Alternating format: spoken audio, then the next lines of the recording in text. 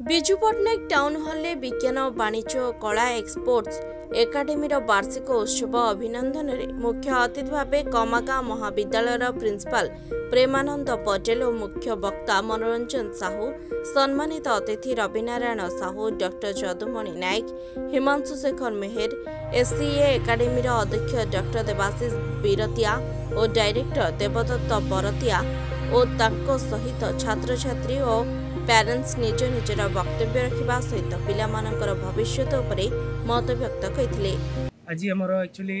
Plus two second year student मान को आम फेयरवेल पार्टी दूचु सहित आम एनुअल फंक्शन भी कंडक्ट करूँ। आमर actually plus two second year about 32 students अच्छा साइंस स्ट्रीम में अच्छा आउ प्लस टू फर्स्ट इयर से आम 56 स्टूडेंट्स एथर आम एडमिशन कर फर्स्ट इयर पढ़ापढ़ी चली सेकेंड इयर को प्रमोशन ने आज जो कार्यक्रम रही विशेष कार्यक्रम रही आज्ञा एक्चुअली आज आम जो फेयरवेल पार्टीटा जो ऑर्गेनाइज कराला सेटा गोटे रू नहीं कि 4टा पर्यंत आम कलु पिला से आम संबर्धना देलु जो फेयरवेल पार्टी थी से छुआ मैंने आम सहित 2 वर्ष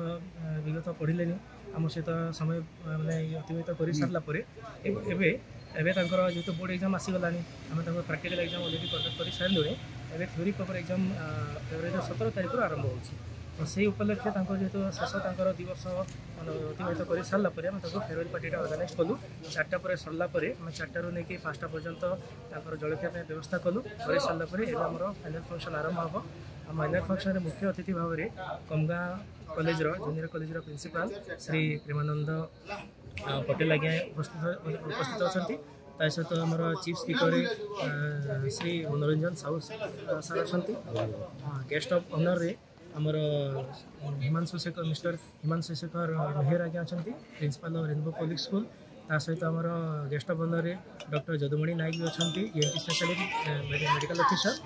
आ सहित आमर गेस्ट ऑफ ऑनर अच्छा रविनारायण साहू सर जी आम कमला कॉलेज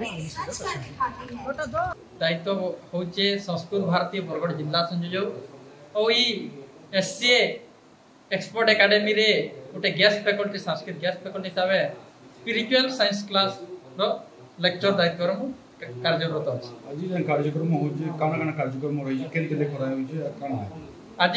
कार्यक्रम रोचे मुख्यतः आमर 2टा पहला हूँ आमर द्वितीय वर्षर छात्र छात्री मनकर विद्या संवर्धना उत्सव चलुचे जेटा कि ताकर द्वितीय वर्ष कंप्लीट हो गलान और 2 नंबर रे होचे आमर एकेडमी रो वार्षिक उत्सव जेटा कि धूमधाम रे पूरा पालन कराइके विभिन्न छात्र छात्री मन प्रस्तुत कराइतबा विभिन्न कार्यक्रम जेटा नाच गीत अभिनय माध्यम रे चालुची त कार्यक्रम आमर क्लास 12 पिला मानकर जोटा कि फेयरवेल थिला आउ फेयरवेल सरीकी एबे आमे आमर एनुअल फंक्शन प्रथम एनुअल फंक्शन स्टार्ट करूछु आमे बरगढ़ रे बहुत बड़े शिक्षा अनुष्ठान अछि आपन एससी एकेडमी तरु कोन स्पेशल कोन रही एवं केते छुआ छन आगे आमे तो हम स्कूल कॉलेज रे प्रथम करे जेतेले स्टार्ट कलु 2023 रे सेते बेले फर्स्ट आमे 35 स्टूडेंट एडमिशन हेतिला तापर सेकंड ईयर रे 61 हेची टोटल एबे स्ट्रेंथ अछंदी 85 आउ आमर ये जो दौचु माने बहुत गुड़ी अपॉर्चुनिटी पिला मानन पई दिया होची जेंति कि स्पिरिचुअल क्लासेस आज डेट रे गीता भागवत उपनिषद रो जेमिति कि ज्ञान गुड़ाक न देले पिला माने बिगड़ी जाउछंती आउ ता सहित स्पोकन इंग्लिश दिया जाउची टोटल 2 वर्ष पूरा फ्री अछि तापर पर्सनालिटी डेवलपमेंट स्किल डेवलपमेंट दिया जाउची कोचिंग फ्री रोची आमर बहुत गुड़ी संस्था अछंती जोटा कि कोचिंग दौरान कोचिंग भी भी पैसा लगुच किंतु आम कॉलेज कोचिंग पूरा फ्री करची जेतु आम एससी एकेडमी गोटे वर्ष पूर्ति है से आज आम वार्षिक उत्सव होची अभिनंदन आज अभिनंदन वार्षिक उत्सव संगे संगे आम सेकेंड ईयर जो स्टूडेंट अच्छा फेयरवेल भी दिखाई तो आज आम अभिनंदन वार्षिक उत्सव रे आज आम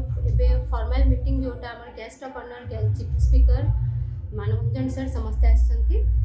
तो एबे आम फॉर्मल मीटिंग स्टार्ट हो सारानी तापर आम कल्चरल प्रोग्राम भी स्टार्ट हो जिवो बरगढ़ छात्र छात्री मन कोन अपन एकेडमी तरफ सर आमर एकेडमी जोटा रोचे आमर एससी एकेडमी जोटा रोचे स्टार्टिंग रो आमर साइंस स्ट्रीम खाली थिला किंतु एबे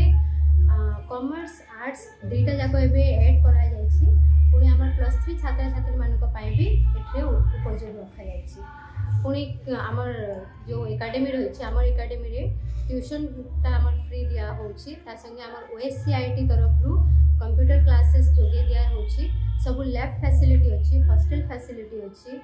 पुणी आमर स्पिरिचुअल क्लासेस जोटा रोचे जोटा कि सबुठु यूनिक गोटे रोचे स्पिरिचुअल क्लासेस दिया होछि जोटा कि कोठी भी आमर को भी कॉलेज कोठी भी इंस्टीट्यूट रे स्पिरिचुअल क्लासेस ता दिया होने सेटा आमर कॉलेज रे स्पिरिचुअल क्लासेस ता प्रोवाइड करा होछि। बरगढ़ जिला प्रतिनिधि मुकुंद दास का रिपोर्ट विशेष खबर।